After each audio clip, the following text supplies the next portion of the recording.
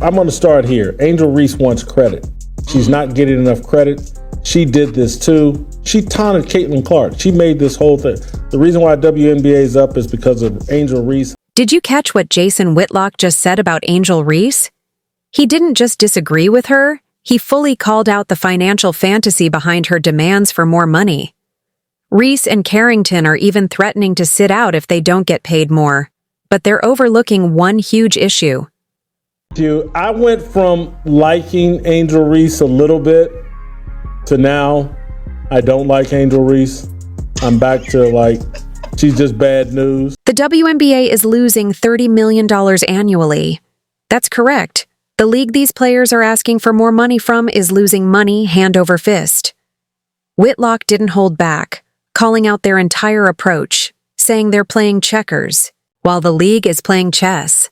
Is this the most out-of-touch demand in sports history? And, she's fallen right in line with the rest of the WNBA. She's just an angry feminist. If you think Angel Reese's demands are justified, wait until you hear what Jason Whitlock just said about the WNBA's financial state.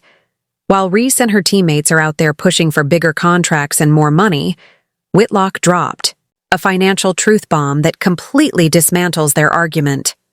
He didn't just disagree with Reese, he uncovered the uncomfortable reality that most basketball fans are unaware of when it comes to women's professional basketball.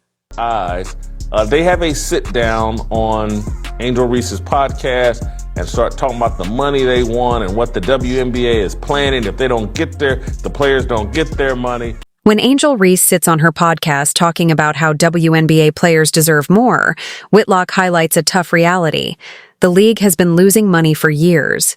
And we're not talking about small losses. The WNBA is losing about $30 million every year.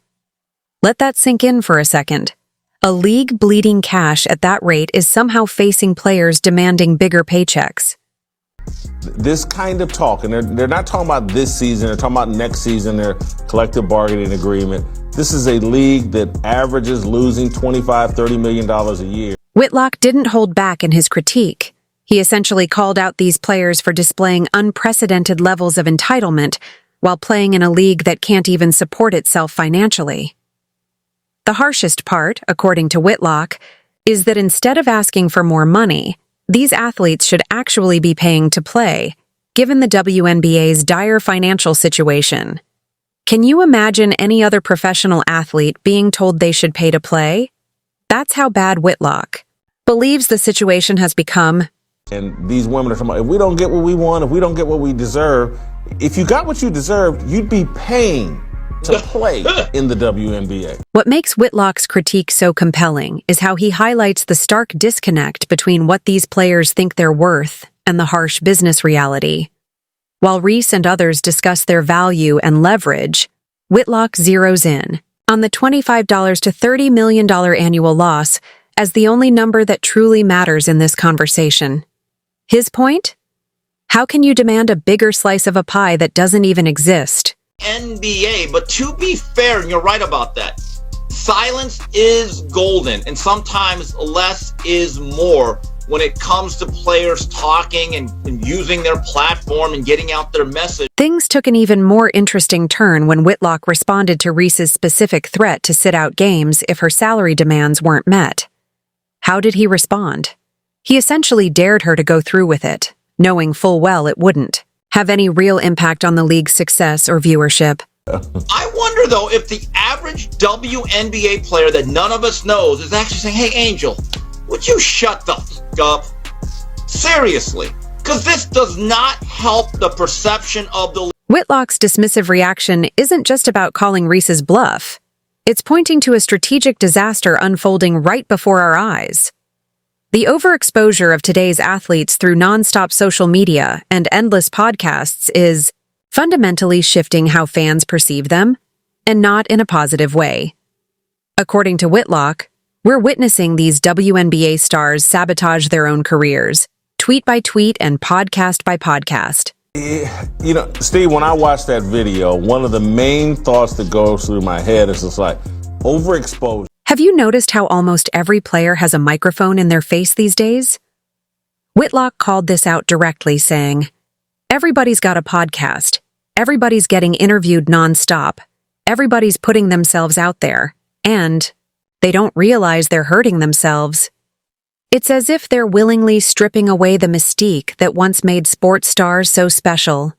Just overexposure. Everybody's got a podcast. Everybody is getting interviewed nonstop. Everybody's putting themselves out there, and they don't understand they're harming themselves. When Whitlock says Angel Reese is playing checkers in a game of chess, he's pointing out a major strategic mistake.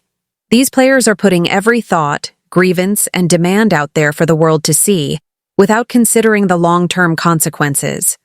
That we're getting too much exposure to Angel Reese and Dejanay Carrington and the rest of these players. And so athletes from previous generations that didn't have podcasts, didn't have social media. Think about it.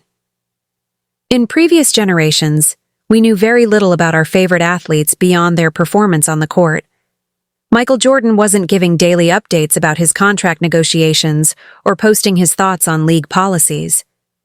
They had the advantage of, we didn't know much about them. We didn't know how greedy, entitled, stupid, we didn't know because they weren't overexposed. Did you catch that Whitlock made that exact point? He explained that athletes from previous eras benefited because we didn't know how greedy, entitled, or out of touch they were.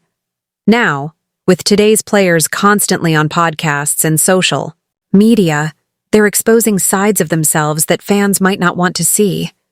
The entitlement, the lack of strategic thinking, the short-sightedness.